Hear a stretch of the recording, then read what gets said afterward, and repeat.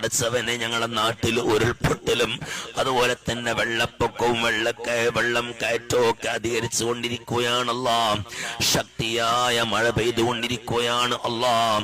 എല്ലാ വീടുകളെയും നീ കാത്ത് രക്ഷിക്കണേ അല്ലാ. നൂറെ ജമീർ കേൾക്കുന്ന വീടുകളെയും അല്ലാത്ത വീടുകളെയും എല്ലാ വീടുകളെയും നീ കാത്ത് രക്ഷിക്കണേ അല്ലാ.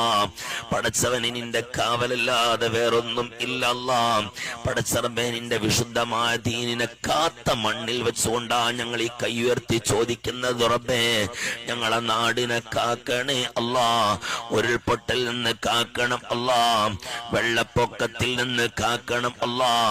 അങ്ങാടിയും വീടുമെല്ലാം മണ്ണ് നിറഞ്ഞ് പടച്ചവനെല്ലാം നശിച്ചു പോകുന്നതിന് തൊട്ട് നീ കാത്ത് രക്ഷിക്കണം അല്ലാ. പടച്ചവനെ വയനാട് ഭാഗത്തിലുള്ളതുപോലെ തന്നെ ആ പ്രദേശത്തിലെ മലയോര ഭാഗങ്ങളിലുള്ള ഒരുപാട് വീടുകളും മനുഷ്യന്മാരും ഒലിച്ചുപോയി. റബ്ബേ പടച്ചവനെ പടച്ചവനെ നീ പുറത്തു കൊടുക്കണേ അല്ലാ. അവരുടെ ഉരുൾപൊട്ടിയ സ്ഥലത്തിലൊക്കെ വല്ലാതെ സഹായിക്കുന്ന ഒരുപാട് ചെറുപ്പക്കാരുണ്ടെന്ന് കേട്ടിട്ടുണ്ട്. റബ്ബേ അല്ലാഹു എല്ലാവരുടെ ജീവിതത്തിലും നീ ബറക്കത്ത് കൊടുക്കണം അല്ലാ.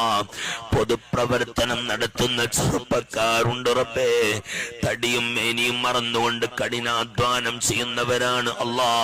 അല്ലാഹു ആ ചെറുപ്പക്കാരുടെ ജീവിതത്തിലൊക്കെ നീ ബറക്കത്ത് കൊടുക്കണേ അല്ലാ.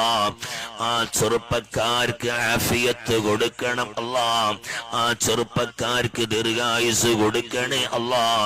ആ ചെറുപ്പക്കാർക്ക് ധൈര്യം വർദ്ധിപ്പിച്ചു കൊടുക്കണേ അല്ലാ.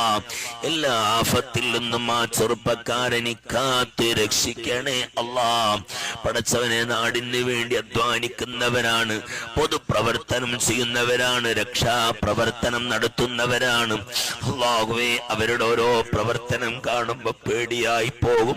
പടച്ചോനേറ്റുങ്ങളെ നീ രക്ഷപ്പെടുത്തണേ അല്ലാ.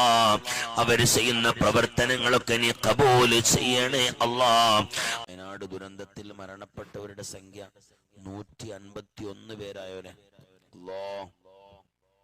പടച്ചോനെ ആ നാട് നീ രക്ഷപ്പെടുത്തണം അല്ലാ. ആ നാട്ടിലുള്ള പ്രയാസങ്ങളും ബുദ്ധിമുട്ടുകളും കാണാനും കേൾക്കാനും കഴിയുന്നതിലപ്പുറമാണ്. പടച്ചോനെ നീ ബറക്കത്ത് ആ നാട്ടില് എല്ലാവിധ വിഷമങ്ങളും നീക്കി ആ നാട് സന്തോഷം കൊണ്ട് നിറച്ചു കൊടുക്കണം അല്ലാ. എല്ലാവരും ആത്മാർത്ഥമായിട്ട് ആമീൻ പറയും മുത്തുമിനിങ്ങളെ.